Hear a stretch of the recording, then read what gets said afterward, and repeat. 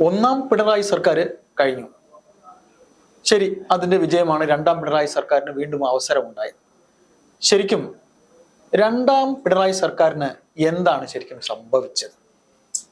അയ്യപ്പൻ വളരെ വളരെ വിവാദപരമായൊരു ടോപ്പിക്കാണ് പറഞ്ഞത്.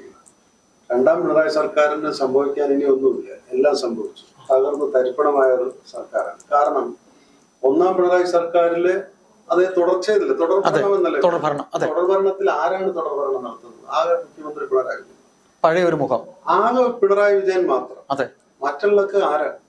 മറ്റു മന്ത്രിമാരെ കുറിച്ച് ആർക്കെങ്കിലും എന്തെങ്കിലും? ബി ടീം അംഗങ്ങളാ. ബി ടീം അല്ല, ഞാൻ സി ടീം എന്നേ പറയുള്ളൂ. ഞാൻ സി ടീം എന്നേ പറയുള്ളൂ. നിങ്ങൾ എന്തേ പറയുന്നത്? സന്തോഷ് ട്രോഫി ഫുട്ബോളിനെ അറിയാലോ. ഫുട്ബോളൊക്കെ പണ്ട് ഇഷ്ടപ്പെട്ട് കളി കാണാനൊക്കെ.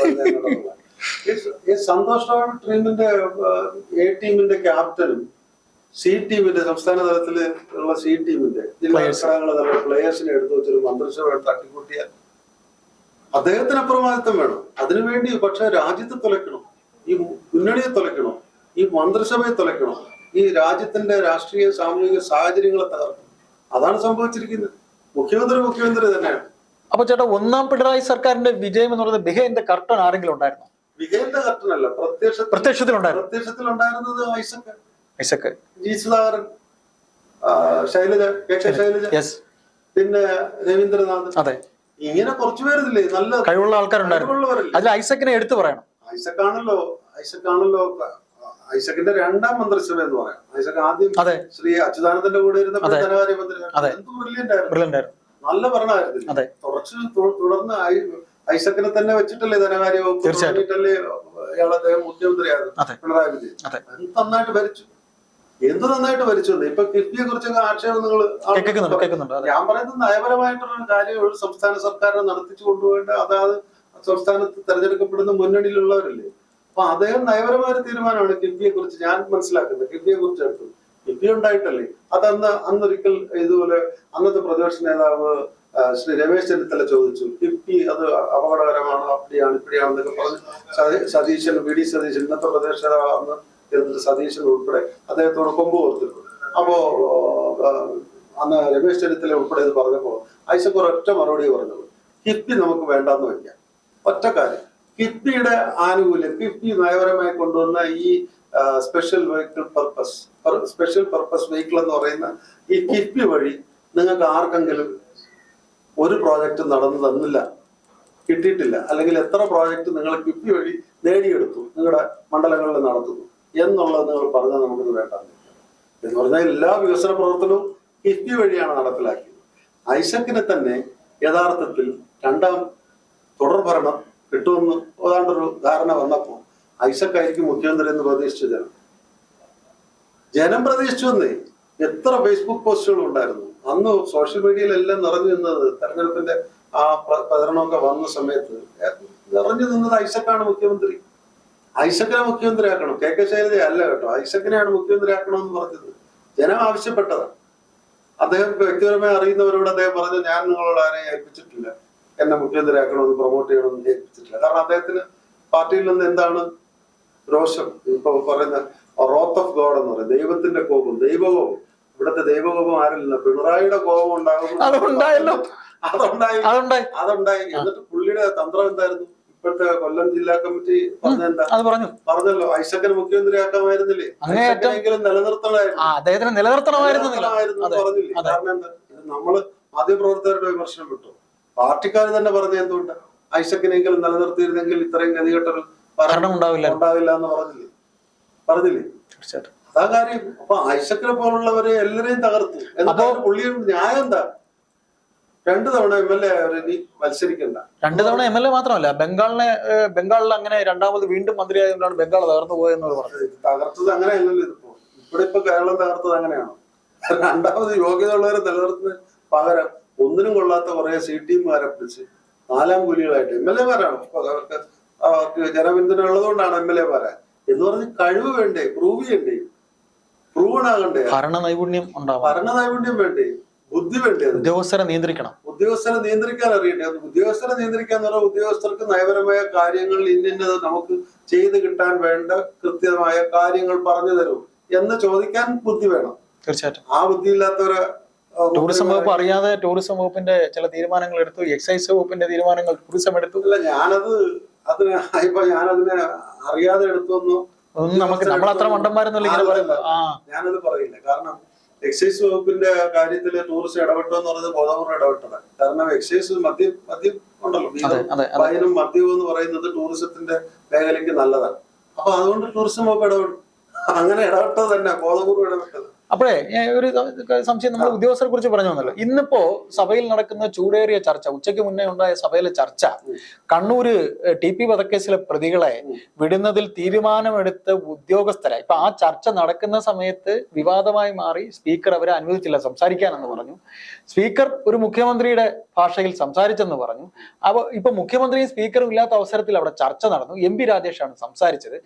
MP രാജേഷ് സംസാരിച്ചു വന്നപ്പോ ഇപ്പൊ ആ ഉദ്യോഗസ്ഥരെ നിരുപാധികം ഉദ്യോഗസ്ഥരെ കുറ്റമാണ്, 4 പേരെ പോലീസ് ഓഫീസർമാരെ കുറ്റക്കാരെ കണ്ടുകൊണ്ട് ജയിൽ വകുപ്പിലെ മാറ്റി. ഇപ്പൊ നമ്മൾ ഈ ഭരണം കണ്ടതിന് ശേഷം പിണറായി എന്ന് പറയുന്ന രാഷ്ട്രീയക്കാരൻ, നമ്മുടെ മുഖ്യമന്ത്രി, അദ്ദേഹം എടുത്ത തീരുമാനങ്ങൾ പലതും ഇതുവരെ കരുണാകരൻ പോലും കാണിക്കാത്ത രാഷ്ട്രീയ ബുദ്ധി അല്ലേ ഉദ്യോഗസ്ഥരുടെ മേൽ ചാരിക്കൊണ്ട് അദ്ദേഹം കാണിച്ചത്? ചേട്ടാ, ഒരു പത്രപ്രവർത്തന പറഞ്ഞാട്ടെ. അല്ല, അത് രാഷ്ട്രീയ ബുദ്ധിയല്ല, രാഷ്ട്രീയ കുബുദ്ധിയാണ്.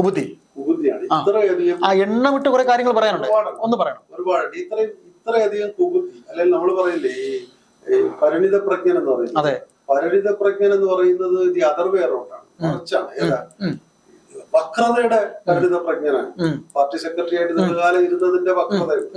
അതിലൂടെ അദ്ദേഹം പാർട്ടിയെ കൈപ്പിടിയിൽ ഒതുക്കിയതിന്റെ വക്രത. അത് കഴിഞ്ഞ് മുഖ്യമന്ത്രി ആയ കഴിഞ്ഞപ്പോൾ അധികാരത്തിന്റെ ഒരു അഹങ്കാരവും ഹുങ്കും എല്ലാം ഉണ്ട്. അതെല്ലാം വെച്ചിട്ട് നമ്മള് അക്കമിട്ട് പറയണമെന്ന് പറഞ്ഞതുകൊണ്ട് പറയാണ്, അയ്യപ്പൻ ഈ സ്വർണ്ണക്കടത്ത് നടന്നില്ലേ? നടന്നില്ലേ? വെറുതെ ആക്ഷേപമാണോ? ഒരിക്കലും. അല്ലെങ്കിൽ ഞാൻ ചോദിക്കട്ടെ, അത് കഴിഞ്ഞ് ഡോളർ കള്ളക്കടത്ത്, റിവേഴ്സ് ഹവാല, ഡോളറും സ്വർണ്ണക്കള്ളക്കടത്ത്, റിവേഴ്സ് ഹവാല നടന്നു. ഇത് നടക്കാത്തതാണ്. എന്തിനാണ് ദുബായിലെ ഈ UAE കോൺസുലേറ്റിലെ ഉദ്യോഗസ്ഥൻ അറ്റാഷ ഓടിക്കളഞ്ഞു? ഞാൻ അത്രേ ചോദിക്കുന്നുള്ളൂ. ഇത് നടക്കാത്ത സംഭവമാണോ?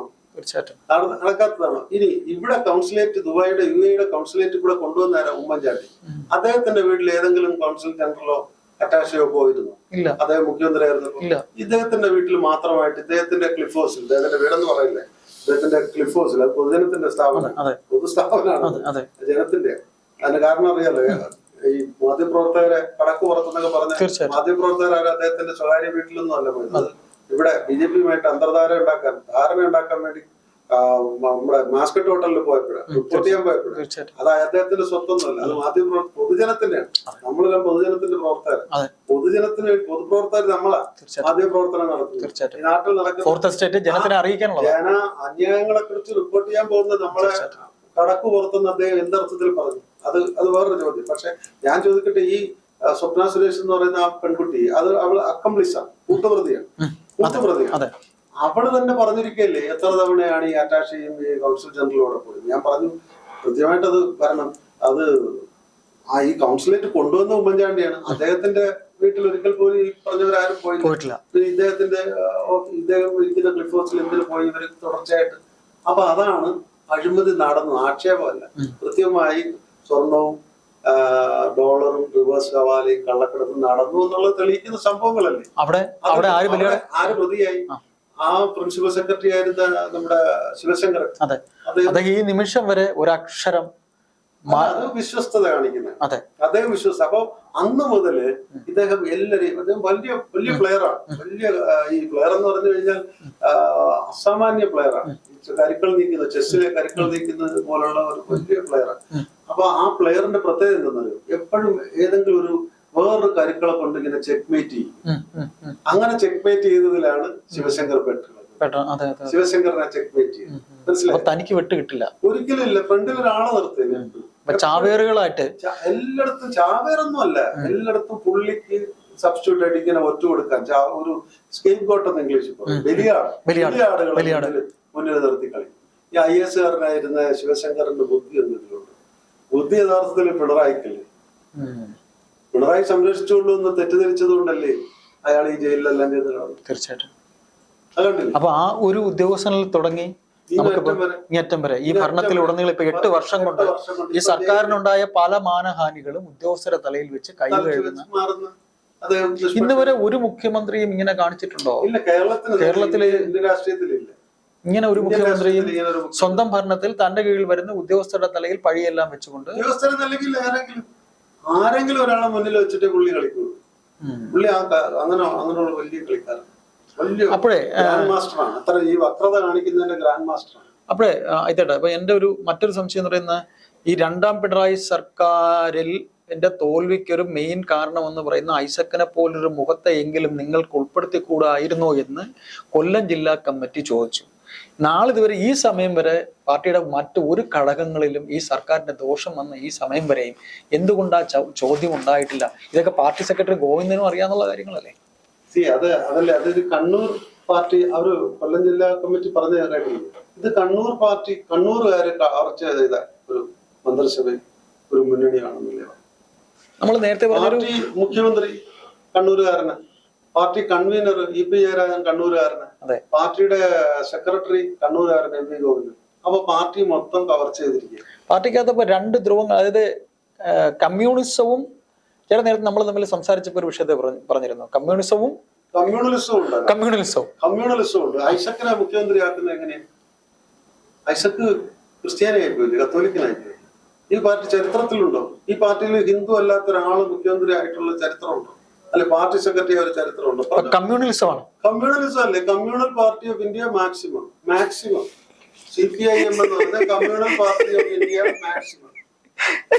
അല്ല, ഞാൻ തന്നെ Kannur party of India maximum അങ്ങനെയും പറയാമല്ലോ. കാനന്നൂർ എന്നല്ലേ പണ്ട് കണ്ണൂരിനെ പറഞ്ഞത്? റെയിൽവേയിലൊക്കെ ഇപ്പോഴും കാനന്നൂർ എന്നല്ലേ പറയുന്നത്? Kannur party of India maximum അതല്ലേ നടക്കുന്നത്. തൃശ്ശൂരിൽ ഇങ്ങോട്ട് ആർക്കെങ്കിലും പാർട്ടി അത് ജാതിയില്ലാത്ത ഈ പാർട്ടിയിൽ ഉണ്ടെന്ന് പറയാൻ ശുദ്ധാശമുണ്ട്. ജാതി പാർട്ടിയല്ലേ ഏറ്റവും വലിയ ഹിന്ദു പാർട്ടി കേരളത്തിലെ എന്ന് വെച്ചാൽ കമ്മ്യൂണിസ്റ്റ് പാർട്ടി. എന്നിട്ട് അവരെ വോട്ട് ചെയ്യാനല്ലോ പോയത്. അല്ല, അത് പോകുമല്ലോ, സ്വാഭാവികമല്ല. അദ്ദേഹത്തിന് ഏറ്റവും പ്രിയപ്പെട്ട ആളാണല്ലോ വെള്ളാപ്പള്ളി നടേശൻ. വെള്ളാപ്പള്ളി നടേശൻ കേന്ദ്രത്തിൽ BJP വന്നപ്പോ അവരെ തൃപ്തിപ്പെടുത്താം. അദ്ദേഹം കാണിച്ച അഴിമതിക്കെതിരെ വിജിലൻസിൽ കേസ്, അച്യുതാനന്ദൻ കൊടുത്തത് കേസ് കിടപ്പുണ്ട്. അതിനെ എങ്ങനെ പിന്നെ പിണറായിക്ക് അയാളെ ഇഷ്ടപ്പെടുന്ന മറ്റൊരു കമ്മ്യൂണിസ്റ്റ് നേതാവ്, മാർക്സിസ്റ്റ് നേതാവ്, അച്യുതാനന്ദനെ പോലുള്ള മുതിർന്ന നേതാവിന് ശത്രുവായിരിക്കുന്ന, അനഭിമതനായിരിക്കുന്ന വെള്ളാപ്പള്ളി നടേശന്റെ സ്വന്തം സഹചാരിയല്ലേ ശ്രീ പിണറായി വിജയൻ. പിണറായി വിജയൻ അറിയാതെ BD കേസ് ഉണ്ടാക്കി അയാളെ അങ്ങോട്ട് കൊടുക്കുക, അവിടെ ഒരു പാലയിടുക, കേന്ദ്രത്തിൽ അഴിമതിക്കെതിരെ, അഴിമതി കേസുകളിൽ പിടിക്കപ്പെടാതിരിക്കുക, എന്നിട്ട് പിണറായിയുമായിട്ട് ചങ്ങാത്തം നടത്തുക. അപ്പൊ അയാളുടെ കീഴിലായിപ്പോയില്ലേ ഇയാൾ പിണറായി വിജയൻ. വോട്ട് CPM-ന്റെ വോട്ട് ആരുടെ? CPM-ന്റെ ഹിന്ദു വോട്ട് കൊണ്ടുപോയത് BJP കൊണ്ടുപോയി.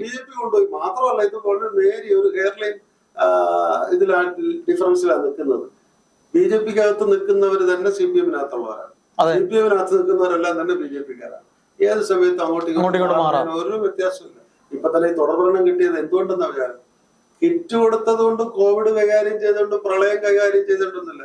പ്രളയ സമയത്തും കിറ്റിന്റെ കോവിഡിന്റെ സമയത്തും എല്ലാം തന്നെ ജനങ്ങള് അങ്ങ് എടുത്ത് ഒരു സഹാനുഭൂതിയുടെ ഭാഗമായിട്ട് അങ്ങോട്ട് ഇത് ചെയ്തിട്ട് കോൺട്രിബ്യൂട്ട് ചെയ്തില്ലേ, ശമ്പളങ്ങൾ തിരിച്ചില്ലേ, എല്ലാരും അങ്ങോട്ട് അനിഞ്ഞ് സഹായിച്ചിട്ടില്ല. അല്ലാതെ പിണറായി വല്ലതും ചെയ്തിട്ടാണ്? ഒന്നും ചെയ്തിട്ടില്ല. ആ കിറ്റിന്റെ കാര്യത്തിൽ പോലും അഴിമതി ഉണ്ടായിട്ടുണ്ട്. അപ്പൊ ഒന്ന് ആലോചിച്ച് നോക്കും, ഈ ജനം ഇത് കൊടുത്തതല്ല ഈ മാൻഡേറ്റ്. ജനം കൊടുത്തത് മാൻഡേറ്റ് ഏതാണ്? സഹാനുഭൂതി, അനുകമ്പ കാരണം എന്റെ സഹജീവിക്ക് വേണ്ടി സഹായം ചെയ്ത ഒരു കാലഘട്ടമായിരുന്നു ആ പ്രളയ സമയത്തും ഈ കോവിഡ് വന്ന സമയത്തും. പൈസ ശമ്പളം ഉപേക്ഷിച്ചവരും വേണ്ടാന്ന് വെച്ചവരും കൊടുത്തവരും അങ്ങനെ എല്ലാ ഒരുപാട് സംഭവങ്ങളുണ്ട്. പക്ഷെ ഇവിടെ സംഭവിച്ചിരിക്കുന്നത് അന്ന് ആ രണ്ടാം പിണറായി സർക്കാർ വരുന്ന 3 വർഷത്തിന് മുമ്പ് നടന്ന അസംബ്ലി തെരഞ്ഞെടുപ്പിൽ BJP-യുടെ 5% വോട്ട് കുറഞ്ഞു. BJP-യുടെ 5% വോട്ട് അസംബ്ലിയിൽ കുറഞ്ഞു വന്നേ. അതേ സമയത്ത് നടന്ന പാർലമെന്റ് തെരഞ്ഞെടുപ്പിൽ അവർക്ക് 15%, അസംബ്ലി തെരഞ്ഞെടുപ്പിൽ 10%. ഇന്ന് അവർക്ക് അസംബ്ലി പാർലമെന്റിൽ അവർക്ക് 20%. അപ്പൊ അവരെവിടെന്നാ വോട്ട് പിടിച്ച്? അവരുടെ വോട്ട് എവിടെ പോയി? ഇത് അങ്ങോട്ടും ഇങ്ങോട്ടും അഡ്ജസ്റ്റ് ചെയ്ത് കളിക്കുകയാണെന്നേ. മനസ്സിലായില്ലേ? CPM-ന്റെ വോട്ടാണ്. കാൽനടിയിൽ നിന്ന് മണ്ണ് ചോർന്ന് പോവുകയാണ് പിണറായിയുടെ നയം കാരണം. പിണറായി അദ്ദേഹം പല രീതിയിൽ അദ്ദേഹം സമുദായങ്ങളൊക്കെ പ്രീണിപ്പെടുത്താൻ നോക്കി. ഈ പ്രീണനം എല്ലാം തന്നെ അപകടകരമായ രീതിയിൽ മാറുകയാണ്.